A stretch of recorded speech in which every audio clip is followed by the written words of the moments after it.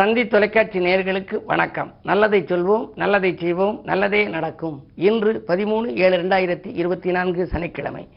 அஸ்தம் நட்சத்திரம் இரவு 6:53 வரை, பிறகு சித்திரை. இன்றைக்கு நான் உங்களுக்கு சொல்ல இருக்கிற நல்ல கருத்து, காரியங்கள் கைகூட வேண்டுமானால் சூரிய பலம் உங்களுக்கு தேவை. சித்திரை மாதம் நீங்கள் பிறந்திருந்தீங்கன்னா மேஷத்தில் சூரியன் இருக்கும். வைகாசி மாதம் பிறந்தா உங்களுக்கு ரிஷபத்தில் சூரியன். ஆனி மாதம் பிறந்தா சூரியன் மிதுனத்தில் இருக்கும். 12 மாதங்களுக்கும் அந்த 12 கட்டத்திலையும் சூரியன் இருக்கும். ஆனால் எந்த மாதம் நீங்கள் பிறந்தீங்களோ நீங்கள் செய்யக்கூடிய புது முயற்சிக்கு எந்த மாதம் உகந்ததுங்கிறதும் தெரிஞ்சு வச்சுக்கணும். இப்போ சித்திரையில் பிறந்தவங்களுக்கு தை, மாசி, வைகாசி இதெல்லாம் நல்ல மாதம். அவங்க ஒரு புது முயற்சிகள் அந்த மாதத்தில் செஞ்சாங்க அப்படின்னா அவங்களுக்கு அந்த காரியங்களில் வெற்றி கிடைக்கும். அதே மாதிரி வைகாசியில் பிறந்தவங்களுக்கு ஆனி மாதம், தை மாதம், ஆவணி மாதம் பலன் கொடுக்கும். இப்படிலாம் அது மட்டும் இல்லை, மாசி பங்குனியும் பலன் கொடுக்கும். உங்களுடைய ராசிக்கு 2ஆம் இடத்திலே வரக்கூடிய ஒரு மாதம், 4ஆம் இடத்திலே வரக்கூடிய மாதம், 9, 11 ஆகிய இடங்களிலே வரக்கூடிய மாதங்களுக்கெல்லாம் நல்ல பலன் கிடைக்கும்.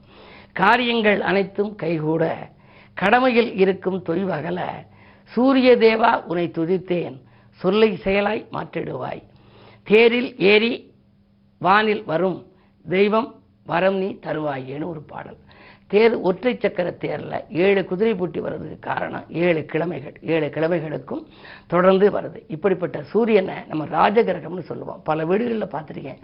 பல தொழிலதிபர்கள் வீடு, அரசியல் பிரமுகர்கள், அதே நேரம் சினிமா துறையை சார்ந்தவர்கள், அவங்க இல்லத்துல எல்லாம் பூஜை ரூமில் சூரியன் படம் பெருசாக வச்சுருப்பாங்க.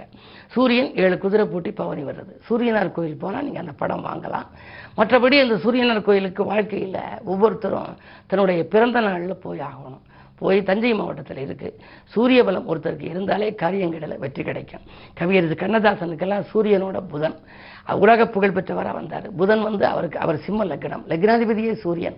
ஒருவருக்கு லக்னாதிபதி சூரியனாக இருந்தாலும், ராஜநாதன் சூரியனாக இருந்தாலும் கண்டிப்பாக சூரிய வழிபாடு தேவை. வாழ்க்கையில் எப்போவெல்லாம் வாய்ப்பு கிடைக்குதோ அப்போவெல்லாம் சூரியனை போய் கும்பிடலாம். சூரியனுக்குரிய சிறப்பு ஸ்தலம் சூரியனார் கோயிலுங்கிற ஒரு அற்புதமான ஒரு ஸ்தலம். கும்பகோணத்திலிருந்து 5 கிலோமீட்டர் தூரத்தில் இருக்குது. அற்புதமான கோவில். ஆக சூரிய பலம் நன்றாக இருப்பவர்களுக்கு காரியங்கள் கை கொடுக்கும்.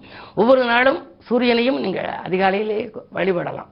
நேரடியாக சூரியனை பார்த்து வழிபடலாம். கண்ணால் பார்க்கக்கூடிய ஒரே கிரகம் சூரியனும் சந்திரனும். ஆகையினாலே சூரியனையும் வழிபடலாம்.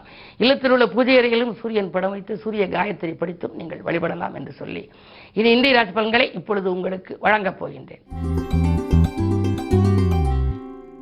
மேசராசி நேயர்களே, இன்றைக்கு உங்களுக்கு யோகமான நாள். உங்களுடைய ராசிநாதன் செவ்வாய் 2ஆம் இடத்தில் தனஸ்தானத்தில் சஞ்சரிக்கிறார். தனஸ்தானம் வலுவடைவதனாலே தனவரவு தாராளமாக இருக்கும். எந்த நேரம் நீங்கள் செய்ய நினைத்தாலும் அதை செய்ய இயலும். பெரிய மனிதர்களின் பழக்க வழக்கம் உங்களுக்கு பெருமை சேர்க்கும். உங்களுடைய திறமைக்கு உத்தியோகத்திலே அங்கீகாரம் கிடைக்கின்ற நாள் இந்த நாள். ரிஷபராசி நேயர்களே, குருச்சந்திர யோகம் போல குரு மங்கள யோகம் என்ற ஒரு யோகம் இருக்கிறது. அந்த குரு மங்கள யோகம் இன்றைக்கு உங்கள் ராசியில் இருப்பதனாலே மங்கள நிகழ்ச்சிகள் மனையில் நடைபெறுவதற்கான வாய்ப்புகள் கைகூடி வரும். கணவன் மனைவி உறவு புனிதப்படும். அதே நேரத்தில் பெற்றோர் வழி ஆதரவும் உங்களுக்கு உண்டு. உற்றார் உறவினர்களின் ஆதரவோடு ஒரு நல்ல காரியம் இல்லத்திலே நடைபெறப் போகின்றது.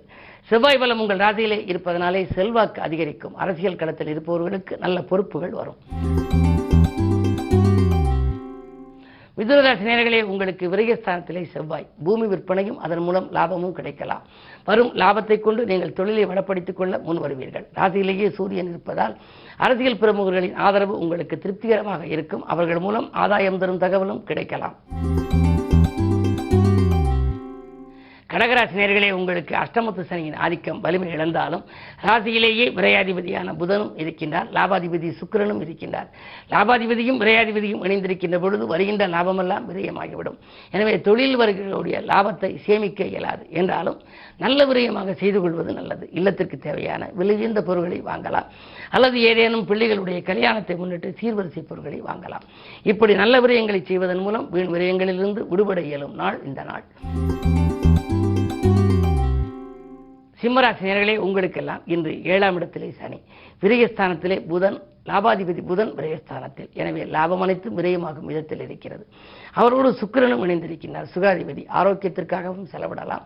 அயல்நாடு செல்வதற்கு முயற்சித்தவர்களுக்கு அது கைகூடும். புதிய வாகனம் வாங்குவதிலே கவனம் செலுத்துவீர்கள். அதே நேரத்தில் 12ஆம் இடம் பலம் பெற்றிருப்பதனாலே பயணங்கள் உங்களுக்கு அதிகரிக்கலாம்.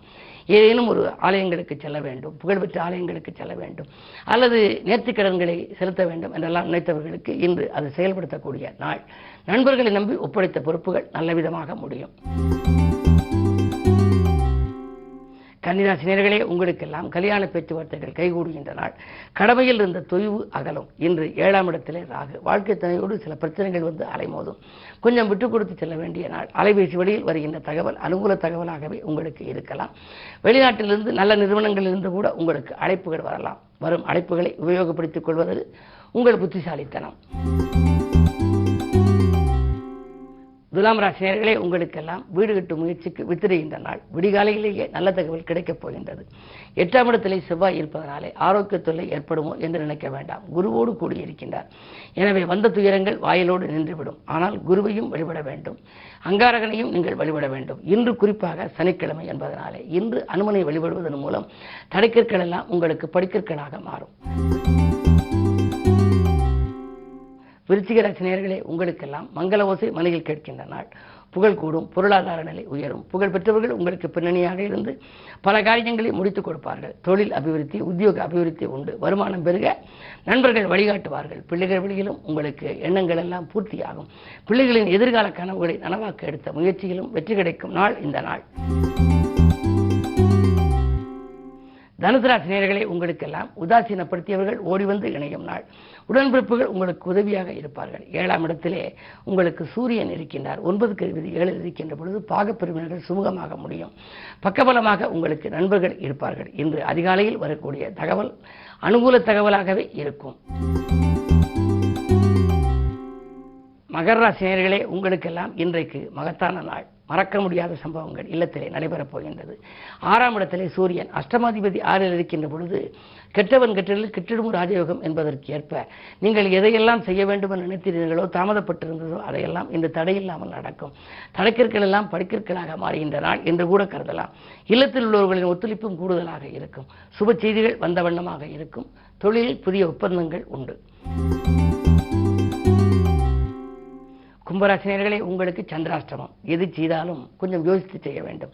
வரவை காட்டிலும் செலவு கூடுதலாகவே இருக்கும்.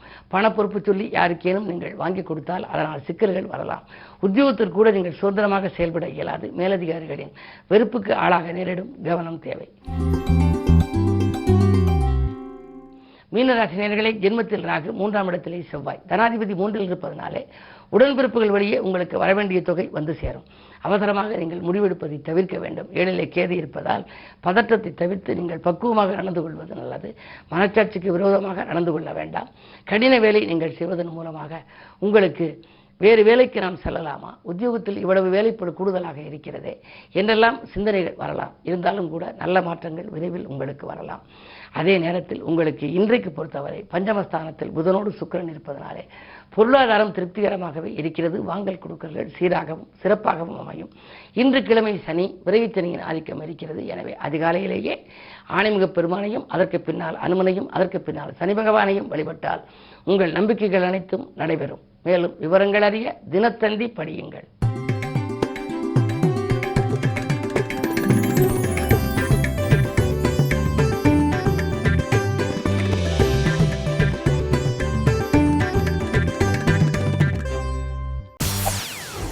செய்திகளை உடனுக்குடன் தெரிந்து கொள்ள உடனே சப்ஸ்கிரைப் பண்ணுங்க.